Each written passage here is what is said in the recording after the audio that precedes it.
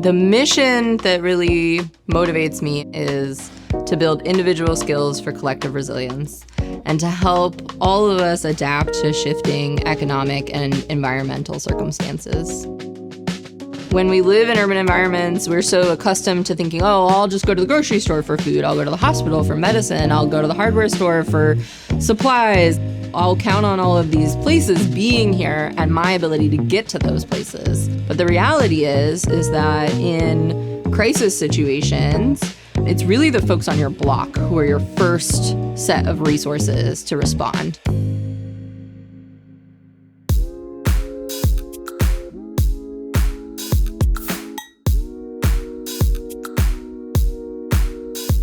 The barrier to entry to practicing a lot of DIY skills, learning how to build things, can be really high. It doesn't have to be really high, but it can be really high.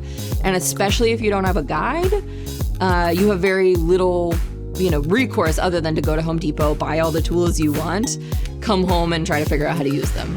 The dream is really that we could teach people how to practice the skills and help them access the tools or the space to continue to practice those skills, right? To actually grow their capabilities and their confidence so that when they need to do something like, patch their drywall or build an emergency structure or change their tire on the side of the road, that they really feel like they can do that.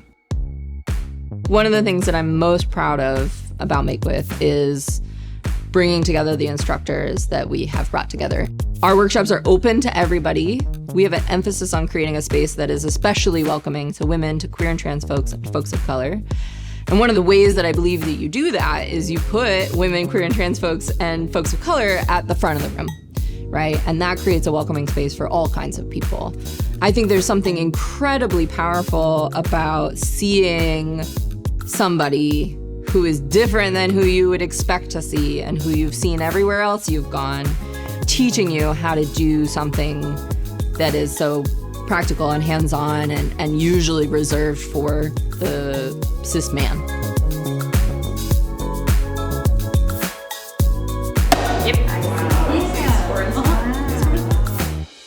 It's vulnerable to say, I don't know how to do this thing. I'm afraid of, electrocuting myself or of ruining my walls when I try to repair this or touching this power tool and hurting myself. I'm afraid and I don't know how to do it. Everybody who comes in here is in some way being brave enough to say, I don't know. And we've created an environment that is so welcoming and so supportive that people feel safe coming here and admitting that they don't know. And they get the opportunity to experience the joy of going from I don't know and I can't to I think I can do this.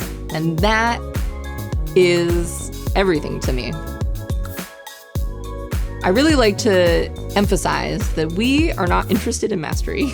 And so what I'm much more interested in is what is the shortest route to being able to safely and effectively complete the task you're trying to complete. And I think that's part of how you make things more accessible and more empowering, more exciting, and more engaging, ultimately more beneficial to more people.